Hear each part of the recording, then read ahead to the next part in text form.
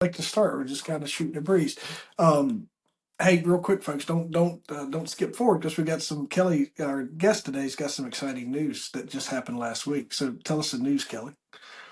Oh, well, I'm excited that for the past week I've been retired. I finally Yes. retired from my job. That is awesome. That is so cool. That's just a great way to. I always try to open up with good news sometimes, man, and that's like amazing news. But tell, what did you do? Well, I was a nurse practitioner for, oh boy, 27 years. Yeah. Yeah, and then I was a What registered kind of nurse for practice? five years before that. What was it? Well, well, I started out doing all kinds of different stuff just to get skills and knowledge under my belt. Then I Yeah. settled, after being in family medicine for a bit, I settled into cardiology, and I was in cardiology for 20 years. Oh And wow. then yeah, and then my car accident happened, and then I started really getting interested in the brain. And so I was a neurology nurse practitioner for 7 years. Now that's all right. So then you're gonna tee me up here. We're gonna work backwards for a second. That had to be. I don't know. Like I've worked in the medical field many years ago. Friends, all the paramedic, all the things of that. But I've never, and I knew how far like the NP and the PA world has evolved into just what you can do and stuff. But you're the first NP, right? Uh-huh. Yep. So Yep. first NP. I don't folks don't confuse NP and PA. There will be a you will end up in a bad situation because they take their titles seriously. Um, but you're the first like on the work on the neurology side. What was that like? Well, it was a training position, so it was new. It was a new position, uh, and, and a new role, Yeah. and it was quite unique for the company I was working with. And usually, you'll see neurology nurse practitioners or working in memory clinic or an epilepsy center or managing multiple sclerosis clinics or working with deep brain stimulators for Parkinson's. But my department, they wanted us to be generalists. And so, um, and that's what made us unique. We weren't Yeah. niched down to just one part of what was going on in the department.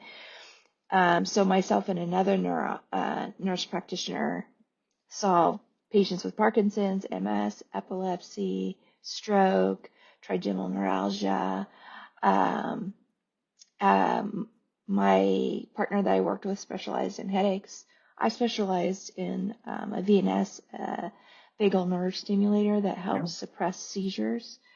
And so we were just really seeing just a lot of different stuff, and it was great because you were never bored. Yeah. It's all right if I take a second to introduce you, and then it's going to tee you up for why you're qualified for this. Can I do that real quick? Sure, thanks, All Jeff. right, folks. Listen, I wanted everybody to get a little. I've been reading and studying up on Kelly Tuttle here, but I wanted you to hear a little bit about. And when we were just talking on before we got started, she was telling me about her retirement. Took me in the job. So, folks, this is like a really perfect tee up. That's why I was talking about the neurology and the neurological side of being an NP because she's an expert, not just from her medical practice, but let me introduce you to today's guest. We're diving into a conversation that is both deeply personal and incredibly inspiring. Our guest Kelly Tuttle knows firsthand what it's like to have life take an unexpected turn. After surviving a traumatic brain injury, or we're going to refer to it today as a TBI, she faced the overwhelming challenge of healing while still trying to work, study, and regain independence. Rather than giving up, Kelly turned her recovery journey into a mission to help others, creating resources and strategies for TBI survivors. She's the author of After the Crash, and she's developed an online program to help others return to work after a brain injury. So, very well qualified, not only in your education, but through life's experience, Kelly. And I think that is, folks, if you've listened to any of my episodes, you'll hear me say, never, it's hard for me to take advice from someone who hasn't been where I've been at, but you've absolutely could be an authority in this because of your experience. Wow. Happy. I'm glad, so glad you're here today. Well, I'm excited to be here too. I've enjoyed some of your podcasts myself. Oh, hopefully they're getting better as they go. Some of my earlier stuff, like everyone else, just my background got better, and just how I kind of lead into my different episodes and stuff. And I always really just enjoy getting to know my guest, as if we were sitting down and having a coffee, tea, or a cold one. It's just the conversations I like to have when I meet new people. But so thank you. I really appreciate you telling me that. Um, so here you are, retired. Um, Worked in the neurological world, but before um, you didn't just start there, and you had this incident that we want to talk about today. And so, walk us back and tell us what happened in your life that set you off on this journey of where you are in your and all the work that you were able to accomplish. But it didn't you didn't get there because it was easy. So walk us through that. So my story starts with the thunderous clap of metal and shattering glass, and people coming out of their homes to see what has happened, and sirens coming closer to the car accident that I had been in. I was driving down a rural road. Another driver pulled out in front of me, and I T-boned them. And I thought, oh, I'll shake this off, despite my car being totally totaled. I'll just shake this off and get back to life. Well, I tried. I tried really, really hard to go back to work, be a parent. I was training in martial arts at the time. And till until one day I fell asleep at the wheel 3 months later, Wow. and bouncing off the road woke me, and I was able to slam on my brake before I um, slammed into a tree. And instead of thinking to myself, "Oh, I should let my doctor know I fell asleep at the wheel," I said, "Oh, you know, just so I could keep going and trying to get back to my old life, I'm going to take a nap in my car halfway in between work and home." Bad idea. Do not recommend that. It's not Yeah. safe. But this just kind of gives you a picture of how well my concussed brain was thinking, the rationality of just, you don't, when you're so close to the tree, you don't see the forest because you're just trying to make it through a day, each day, and you don't have time to really reflect like what's going on. Fortunately, shortly after, I had lunch with another colleague who was a neurology nurse practitioner at the time, and she was curious about my recovery and asked how I was doing. I said this and that, this and that. And by the way, I fell asleep at the wheel. And she's like, wait a minute, what? And I was like, yeah. And she's like, no. And I was like, what? And she's like, you need to go see a PMR doctor and get a brain scan. And I'm like, what is a PMR doctor? And she goes, physical medicine rehab doctor. And I'm like, I've never heard of those doctors. She goes, oh, they used to be called physiatrists. And I was like, oh. So then I went back to my general practitioner, and I can't say it was easy, but eventually I did get the referral for a head CT scan, which turned out to be normal, and a referral to the physical medicine and rehab doctor. And that doctor knew what I was going through. She said she just looked at me and knew that I was suffering from neurofatigue, and that I most likely had diffuse axon shearing in my brain. And What's that mean, Kelly? that, well, if you think of neurons in your brain like a tree, Yep. so the tree has the upper branches, and then it has its roots on the bottom. Our brain cells, the neurons, look like that. And those branches is how they communicate between each other. And when you have a head injury or an acceleration, deceleration of the head or the body, those connections can be severed, cut. So it's called shearing. I got you. And Thank you for explaining that. no problem. That's one of my favorite things to do. And She referred me as speech therapy and a neurotherapist, and that began the road of my recovery before I was on the wrong road, pushing, trying to do it on my own, figure things out on my own, and then finally seeing this doctor and being set off to go see the right specialist and get the right treatments. What who did you have family around you then? Was it were you masking some of this or just working through it or being able to manage it, or was the symptoms not there, or was it everybody giving you some grace? Um, well, what my husband knew something was up, Yeah. and I Yeah. was trying to get back to my life, and he knew something was up, but he didn't want to tell me because he Yeah. didn't want to hurt my feelings. And then finally one day after coming home frustrated from karate training, I said, I think I still have symptoms from my concussion. And he goes, yeah, I've been wanting to tell you your brain's not working right. You And squashed I was it. like, what? You What squashed did and you tell scrambled. me?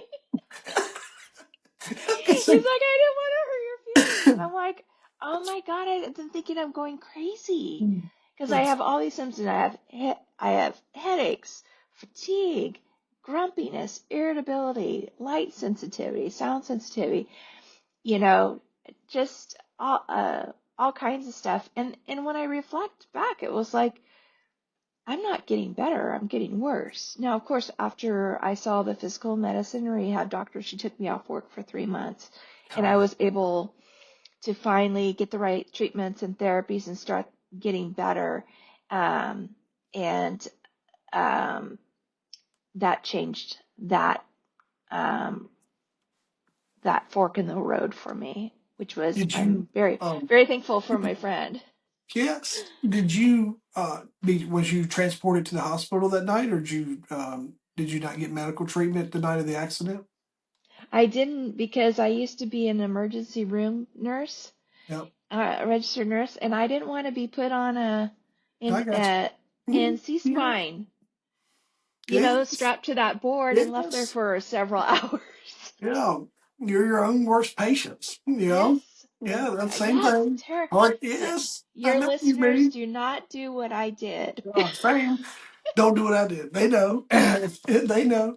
The same thing, and that's what I always talked about, like with EMS and some of the things. Like it's easy to hide. It's easy and like, oh, I'm not as bad as that guy over there, and you just kind of.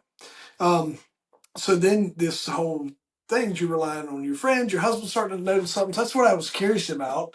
Um, this just kind of your discovery process or something wasn't right through your other interactions, right? Everybody's probably like, oh, she was just in an accident, she's probably working through, and you're like, yeah, my bill got rung, but I feel good. So everybody's giving you a lot of grace, and turns out it's like, no, she really needs help. Yes, Thanks, because guys. yeah, because it's invisible. You can't see a broken brain because you don't use crutches for your brain, right? Um, but what people didn't see was after a day of work, I would go home and I would sleep 2 hours. I would Yeah. take a 2 hour nap. I'd get up for 1 hour to get ready for the next day at work. I'd go back to sleep until I had to get back up for work. Then on the weekends, I would sleep 12 to 14 hours a night, plus a 2 hour nap during the day. And I did that week after week after week. I feel like the first 2 years I slept away just so I could go to work. And that's all I did was You just know, go to work. this is a 2 year. This is prolonged that long, Kelly? Oh, yeah. The first two Really? years I pretty much just slept and worked. And then the third year I started having more energy, more reserve of my energy. And then I was starting to be able to go on walks during the weekend. Wow. I was going to ask you about that. It was on my list of things on your invisible symptoms. And so during this time, you're experiencing a plethora of symptoms that, unbeknownst to you and everyone around you, is a sign of your traumatic brain injury. Can you walk us through some of those? Yes, so I had difficulty with short-term memory, And I would often say review my patient's chart in my office. And then by the time I walked into the exam room, I would forget what I read. So, with the help of my speech therapist, I developed tools to help to support my memory. And so I just started taking notes, printing off schedules, using all the tools um, and check off lists and things like that to remember the things I needed to do at my job. And I would keep those in my pocket because I was hiding my brain injury from my employer. And then I had difficulty with speech. I would have difficulty saying some words, or my words would blend, or they would slur. So I learned to slow down my speech to articulate the words I wanted to say. And then if there were words that were difficult to say, I would write, and I needed to speak to someone and say that word, I would write that word down, and I found it helped me to look down and see the word to be able to say it at the time that I needed to say it. Yeah. And sometimes I would also spend a minute or two practicing the words that I wanted to say, or practicing what I wanted to say, or practicing my patient's name so I could say it clearly before I met up with them. So that was speech. And then for the light sensitivity, I learned to utilize dark glasses. Blue light blocking glasses were really helpful. At the time, I would put blue light film blocking film on my iPhone and computer screens, and that helped a lot. And then for the sound sensitivity, I use active noise canceling headphones and earbuds to help with focusing and concentration while I was doing my patient's charting or writing their prescriptions or sending a referral. But of course, when I would go see my patients, the dark glasses came off and the headphones came off, and I would go see them and take care of them. And then when I had to focus on my charting, then I just started using them again. Other than being tired, motor functions all intact, everything, able to move, walk, all of your stuff. So any symptoms from movement? Well, I did have really horrible whiplash, and it took me about 2 years to control the pain. And I also discovered later on that I had binocular dysfunction, binocular visual dysfunction, which is a misalignment in your eye vision. And I was tilting my head to the right to clear up my vision. And as soon as I got my vision adjusted with prescription glasses, and I wasn't having to tilt my head anymore, then my neck pain was able to finally heal. Because of my neck being off alignment, my vision was off, so then I was off balance when I walked. Wow. So for a really long time, I had to look at the ground to walk and make sure my gait was wider so I wouldn't sway or anything like that while I was walking, especially at work. I didn't want anybody to think I was under the influence, right? So yeah, just moving really slow, being really mindful of my steps and my feet. Neuro therapy helped with my balance also, and the vision corrections from the behavioral optometrist helped a tremendous amount. After the new prescriptions, I was actually able to walk with my head up, looking around and so forth. Wow. That's this is really this is tough. This was a 3 year. You're self kind of walking your way through this before you make these discoveries, though. So you're having to figure out how to walk. You're having to adjust your vision for over 36 months. I'm trying to help folks understand. Sometimes when you say 3 years, it's not that long ago. It's a very long time looking forward. It's not that long ago looking back.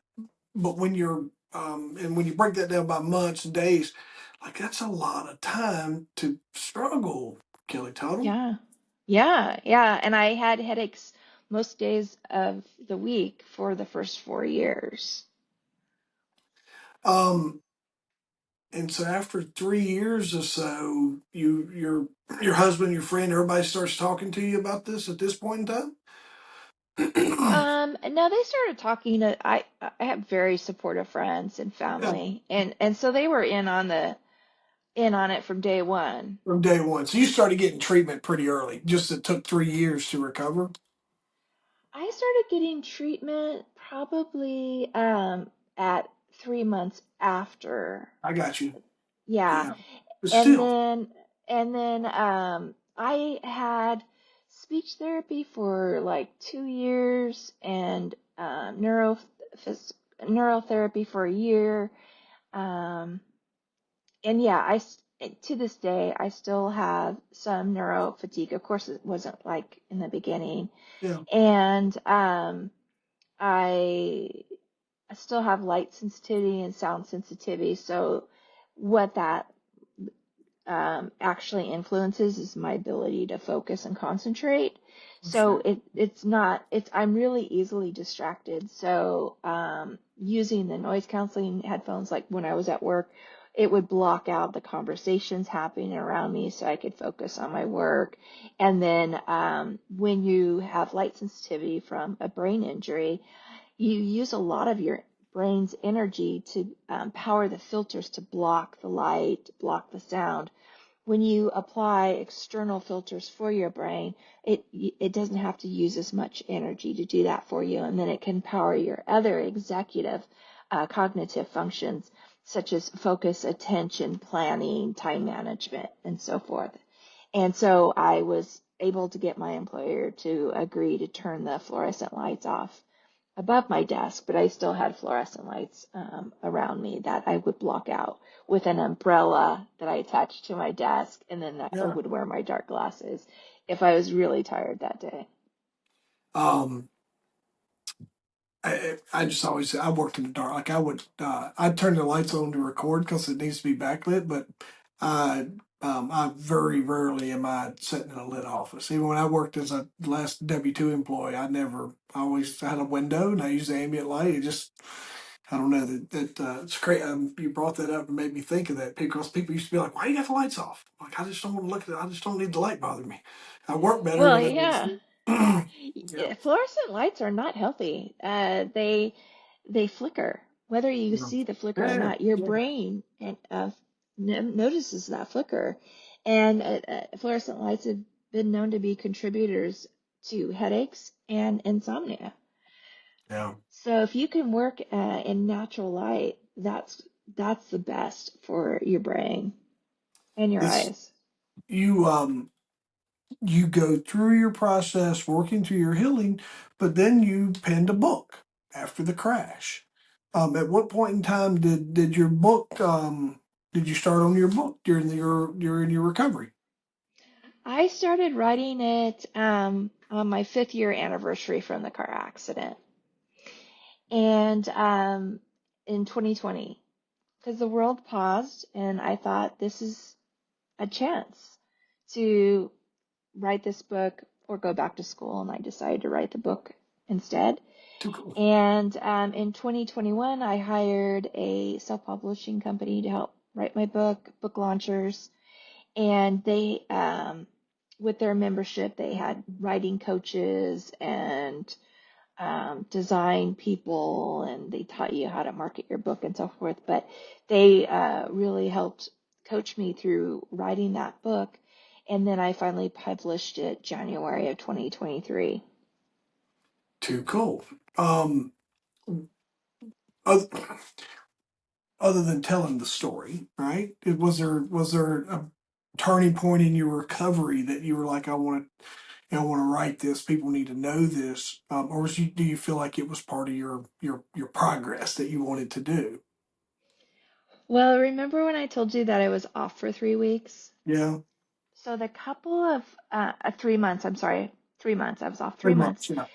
So a couple weeks before I was to return to the office, I was freaking out. I was like super anxious of going back to work because I didn't know what my brain would need for me to continue to be an efficient and productive employee. And so I spent that last 2 weeks like just rereading all of my recovery books and the online sites I'd bookmarked, trying to figure out what tools that I could use to help me perform at my best at work. And I remember that, and I didn't want anybody else to have to go through that. So I knew when I wrote a book, because I'd read several Yep. traumatic brain injury recovery books, I wanted my book to specifically give tools, strategies, compensatory tools to survivors to be able to implement going back to work and school. Yeah. And I wanted it all in one place so that they didn't have to go through what I had to go through. That's always the case, right? And folks with sometimes with the most trauma become teachers because they want to close that gap for everyone else. Um, Yeah, yeah, because if you're, I teach that sometimes in all walks of my coaching, whether it's personal or private or whether it's business. And my message to a guy today was he was really frustrated about his progress in his business, and I go, hey, failures leave clues. Learn from them. Pay them forward. yeah, Right? Don't your yeah, biggest setbacks pay and help you'll be able to use this. And so I'm not teaching off. I got some success, but I teach off a lot of failure. So what didn't work for me, what didn't work for friends, and things that we could have done differently or whatever. But yeah, that's a really powerful way to be able to use a major setback is to pin something that will live forever. um, did you have let's talk about book launchers real quick because I do like, I get a lot of guests that are working in that progress. Is that somebody you recommend, highly recommend, or is your experience good with book launchers? highly recommend. Yeah. Highly recommend. They make the process a lot easier. And, I was coming from, excuse me, ground zero, you know, and, my extent of writing was charting, which is really pathetic. I mean, if you really want to have Yeah. difficulty falling asleep at Medical night, shorthand. Yeah. Medical yeah, shorthand. read some medical charts. Uh, so yeah, it was a great experience. It was worth every penny. And they also had various options too that'll help build your author website. They helped me get my book recorded for Audible. They set your book up on Amazon for you. There's a lot of things that they offer that'll Yeah. make your job getting your book written and done easier. It's kind of what I had told some folks. I'm kind of in progress, but I had told one of my guests that, and I was like, "Hey, don't be afraid to pay some money to get this because you're going to play a long term, you're going to play a long game with your return. It might cost you $10,000 up front, but you're going to recover that over time, and you're going to just no different than reading Kelly's book. You're going to get to where you're trying to go a little faster, working with experts and trying to figure it out on your own." Yeah, Um, especially if you're working at your day job still, yeah, yeah, because you don't have time to learn, oh, how do I pick the right Amazon words for my Amazon advertisement, right?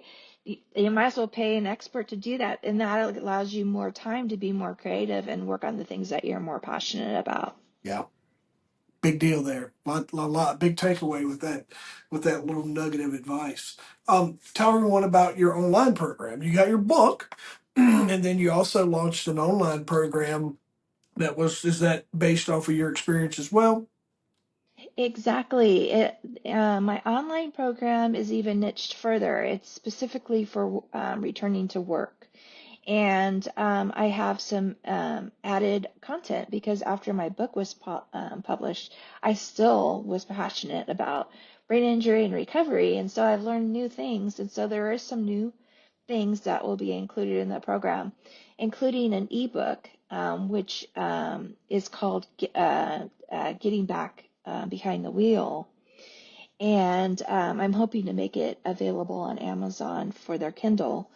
And it's talks about getting back to driving. So in my book, I talk about it a little bit briefly, but I've included some additional information about what you really should talk to your doctor and the legal aspects of getting back to driving after a brain injury. And then I talk about uh, one of the things I added was talking about your value, you Mm. yourself defining your own value and not relying on your managers or your employer to define your value, because you can get really lost after a brain injury and really focused on the negative. And so it's really important that you see and hold true your true value. So it's an additional thing that I've added.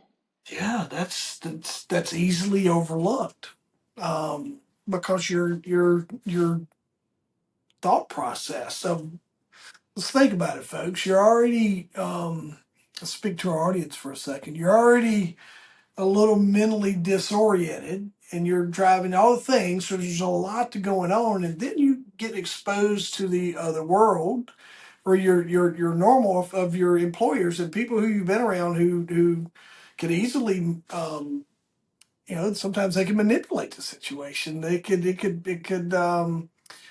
like you said, you're not that person. You left one day at 5 o'clock, and when you came back in, whatever point that was, you're different. Hmm. You're just because of your processing your TBI and you're working through that. So you're different. Like you said, the happiest person in the world comes back in angry and mad Yes. and negative about everything. Hmm.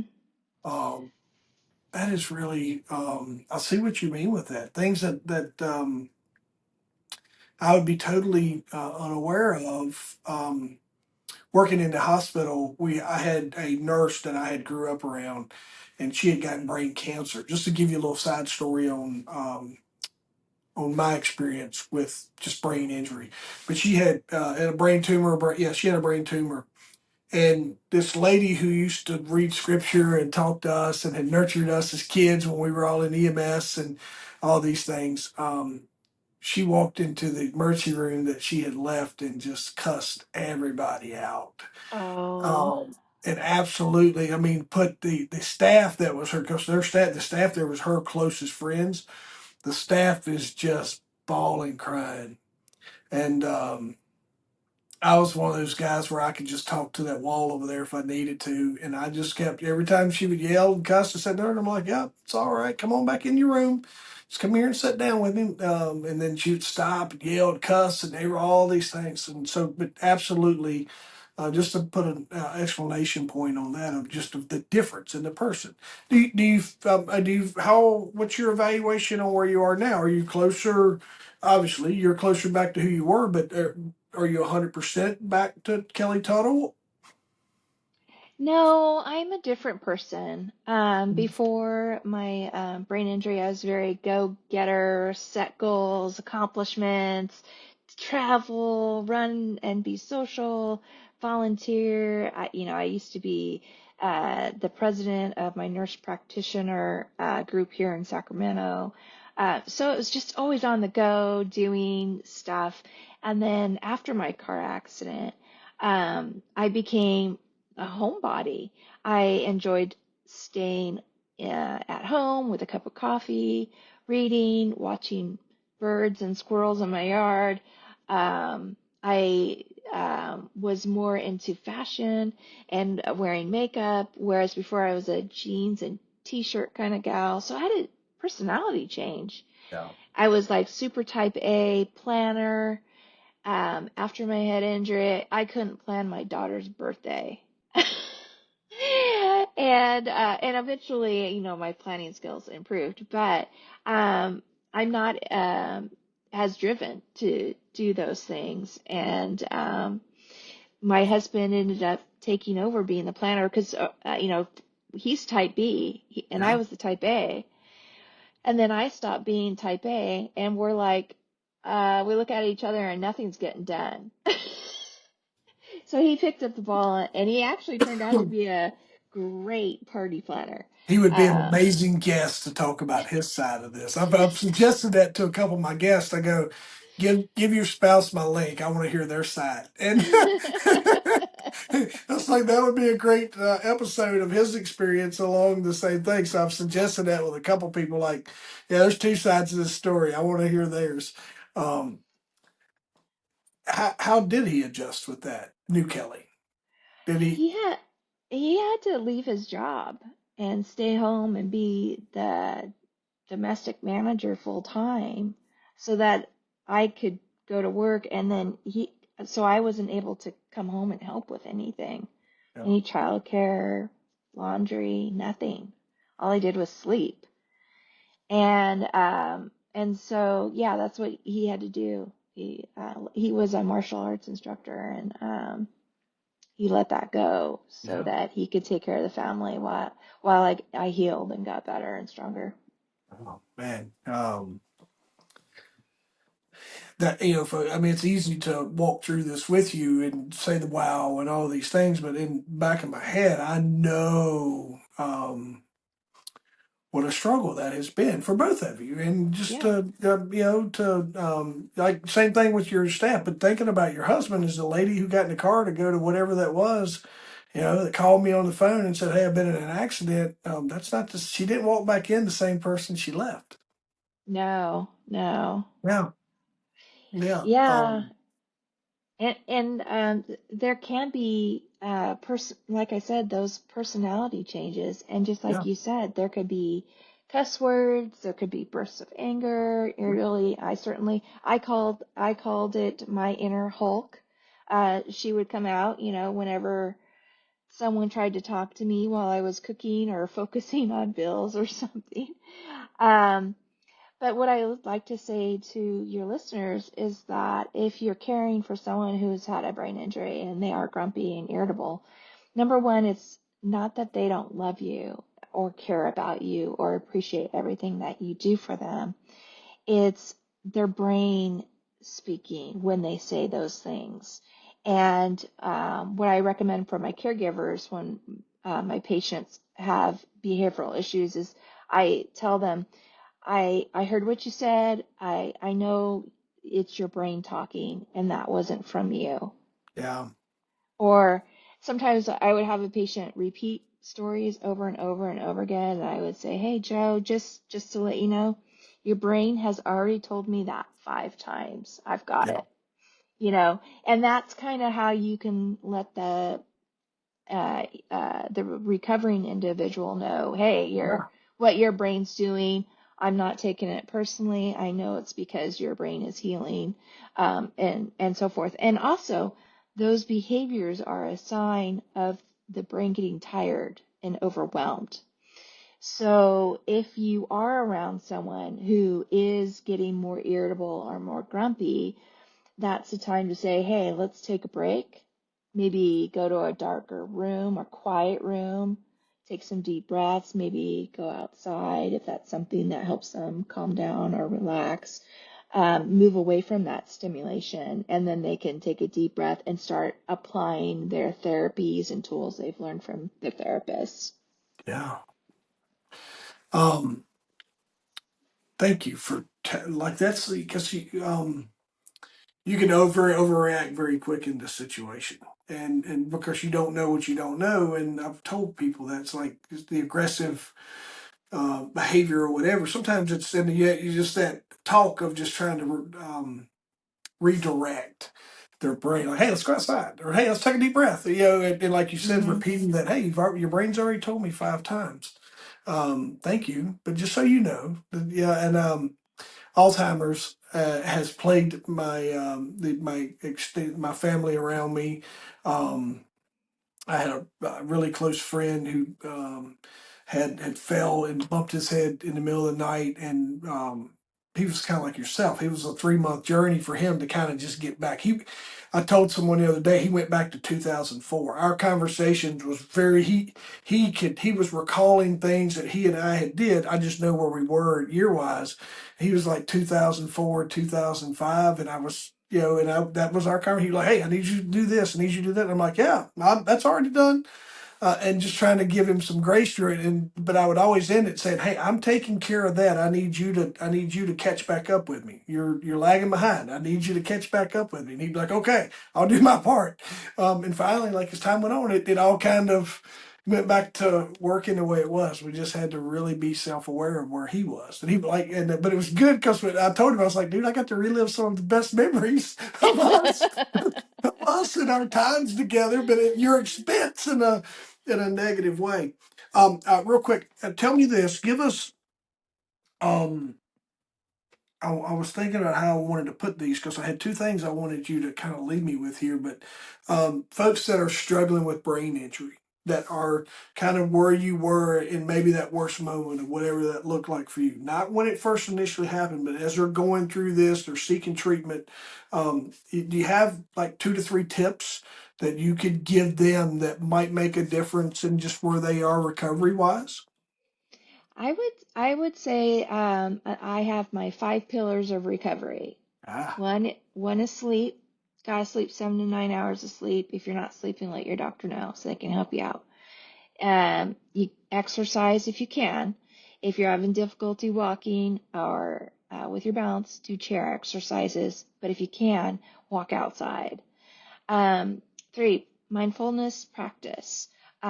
It's important that you get out of your head because yeah. after brain injury, you love spending time in there with those bullies and those negative Nancys. You've got to get out, and you can do that by mindfulness practice, which can be done either like, adult coloring and crocheting, working on crafts and art. You know, or putting a puzzle together or something like that that helps you with that mindfulness. The other one is nutrition. You want to eat a clean, the highest density in nutrition type foods. And just to make it really simple, I could do a whole podcast on that. Is choose to eat, say, the orange rather than the orange juice. Choose to eat the olive rather than having olive oil. So eat foods closer to the ground rather than by the factory. So avoiding foods out of packages and boxes and things like that, and just trying to eat as fresh as you can. And then the fifth one is financial wellness. And once after a head injury, the best thing to do is right away just cut back on the expenses, anything extra, until you know you're back full time at work. And that could be, gym memberships, magazine memberships, um, any uh, anything that you're not going to be able to utilize during your recovery. Cut those costs. Because if you're not financially well or doing well or worried about stressing about bills and so forth, then you're going to have difficulty doing all the other things to be supportive of your brain while it's healing. Yeah, it's great advice.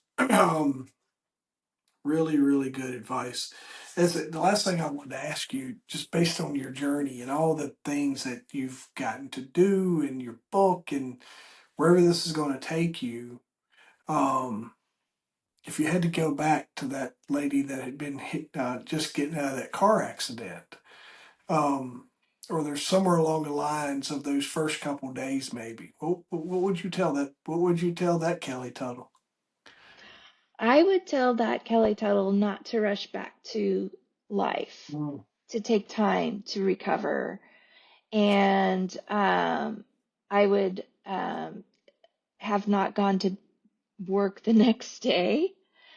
I would have I would have taken more time off, even though I was off for 3 months. And then I would have done a slow increase in my work hours instead of, I think I forgot how I went back, but if I were to go back, I would go back to work only 2 hours, 2 days a week. And then I would build on that every week or every 2 weeks instead of, I think I went 20 hours a week for a couple weeks and then 40 hours a week from there. And it was too much. So I would do a much slower, gradual reentry into work in the hours that it required. Yeah, give yourself some grace. Mm-hmm. Um, Tell us, how do you like for folks to get in touch with you? Definitely you can contact me on my website, kellytuttle.org. And on my website, you'll find all my information about the online program and my books. And I also have a free download that you can print off. It's called a stressless medical sheet. And it is a guided sheet of questions that you can fill out prior to your doctor's appointment. And it's all the questions your doctor's going to need you to answer in order to make a diagnosis and put together a plan of care for you. So please check that out. Yeah, yeah, that's really good stuff right there, folks. You talk about accelerating your progress. So here's what Kelly and I need you to do is you know someone who's going through this, and this is not the most broadcasting topic that gets out there. Because you have to be going through it or experiencing it to really start looking for the information.